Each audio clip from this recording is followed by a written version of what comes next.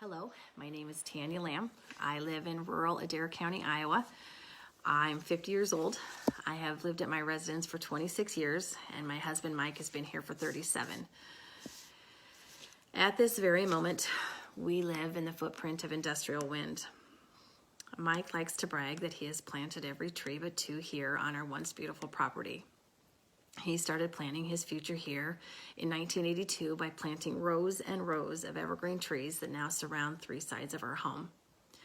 We met in 1993, we married in 1997, and we built and moved into our dream home the spring of 2006.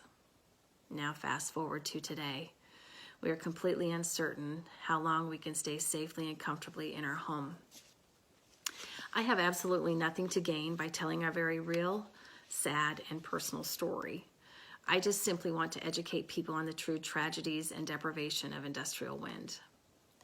We have 7 turbines on top of our home. The closest one is 1,880 feet, and the farthest one is 2,800 feet from our foundation. Yes, our foundation, not our property line. Nearly every day, yes, every day, I am distressed by the industrial wind turbines on top of our home. We are no longer able to sit outside and enjoy the peace and quiet. Our coonhound used to sleep on our front porch. He now sleeps in our garage or in our basement. Mike and I also find ourselves sleeping in our basement. We have 3 turbines outside our bedroom window that spin all night, nearly every night, keeping us awake or waking us up in the night. We live in a brick home. You don't, and you won't understand it until you live it. The noise is beyond explanation. We truly thought we would be able to deal with it. We can't. It's like living next to an airport and the airplanes never land. You never get a break from it. It's a constant, horrific, unbearable noise. You don't and you won't understand it until you live it. The pressure in our ears at times is intolerable and unacceptable. In the short year these monstrosities have been up and running, we have had to leave our property on 3 different occasions. That's about once every 3 months. You might think, oh, what's the big deal? Well, where do you go at 9 or 10 o'clock at night or 3 or 4 o'clock in the morning in your pajamas with your pets? It's completely unacceptable that we find the need to flee our home. Industrial wind has robbed us of using our home for its sole intended purpose. Again, you don't and you won't understand it until you live it. These monstrosities are nearly 500 feet tall from the base to the tip of the blade. The blades are nearly 200 feet long. They can and do spin as much as 200 miles an hour. When you have a very large, moving, spinning structure vibrating the air and then compound it with multiple structures all of the exact same size and speed, there will be noise and a lot of it. We pray for days without wind. You don't and you won't understand it until you live it. At one point, it was almost 30 days before we heard our neighbors' cows mooing, the birds chirping, the pheasants, the geese.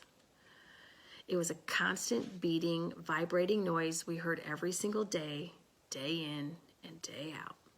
Again, you don't and you won't understand it until you live it. We have shadow flicker. There are times it lasts for nearly 3 weeks and about 30 minutes a day. It starts out in our bedroom and our bathroom. It travels to our living and dining room, then into our kitchen, and finally ending in our garage. Then, in the evening, it travels the reverse direction for about the same 30 minutes. Imagine being in a room and someone is turning the light switch on and off, on and off, on and off. The legal term for this is trespass zoning. Property rights begin and end at the property line. You don't and you won't understand it until you live it. I have been personally attacked by the issue of wind turbines. It's not very pleasant, and when it's been your lifelong neighbor, it's very hurtful. Industrial wind is guaranteed to pin family members against family members and neighbors against neighbors. Again, you don't and you won't understand it until you live it. I am certain many of you like to open your windows on a nice spring or fall day to get in some fresh air. I can't. The noise is horrific. On foggy days, it's nice to look out and not be able to see the wind turbines spinning, but the noise is dreadful. The ceiling in the atmosphere is so low that the noise has nowhere to go, and it just radiates all around our home. On cold winter days, the noise is grisly. There's no foliage on the trees, the air is thin, the wind is wicked, and it's intolerable inside and outside of our home. The noise even beats in our basement at times. Again, you don't and you won't understand it until you live it. All the things I have just talked about are listed in the easement agreement with the wind companies, of which the wind company denies that these issues exist. The easement agreements also ask the property owner to sign their rights away to noise, vibration, air turbulence, shadow flicker, wake, electromagnetic and frequency interference, visual effects, and red flashing lights, as well as waive their right to trial by jury based on any litigation in the easement agreement. If this right here alone doesn't tell any reasonable person that this is what goes on living underneath wind turbines, you need to keep listening to this over and over and over again until you get it. It takes one page to sell your entire farm. Why would you need to sign a 30-page document to allow wind turbine on your property? This is not a Tanya issue. This is not an Adair County issue. This is not an Iowa issue.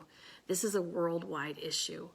Go to windwatch.org and type in allies, and you will see an overwhelming list of groups of people who are fighting industrial wind. This is a marriage you could never divorce. Let that sink in. So, please, Union County supervisors, for the sake of your residents and your county, don't run to it. Thank you for listening.